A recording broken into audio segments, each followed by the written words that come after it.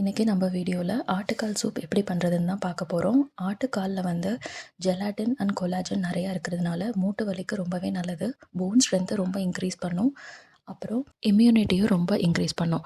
இதை 2-3 டைம் நல்லா வாஷ் பண்ணிவிட்டு கொஞ்சம் கல்லுப்பு போட்டு நல்லாவே வாஷ் பண்ணி பிசைஞ்சு வாஷ் பண்ணணும். பிசைஞ்சு வாஷ் பண்ணதுக்கப்புறமா அதை ஒரு குக்கரில் போட்டுக்கணும். ஆயில் எதுவுமே தேவையில்லை. ஜஸ்ட் டிரெக்டாக வந்து வாஷ் பண்ணிவிட்டு குக்கரில் போட்டு ட்ரிங்கிங் வாட்டர், கொஞ்சம் கல்லுப்பு ஆட் பண்ணி, கொஞ்சம் கறி லீவ்ஸ், கருவேப்பிலை, அப்புறம் ஜிஞ்சர் கார்லிக் பேஸ்ட் அதையும் ஆட் பண்ணிக்கோங்க.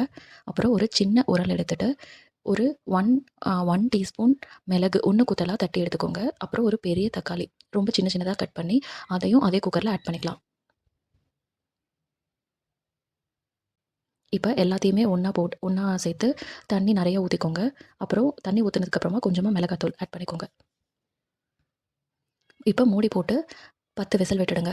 அவ்வளோதாங்க, ஆட்டுக்கால் சூப் ரெடி. இதில் ஆயிலே யூஸ் பண்ணாததுனால ரொம்ப ஹெல்த்தி, இம்யூனிட்டியும் ரொம்ப பூஸ்ட் பண்ணும்.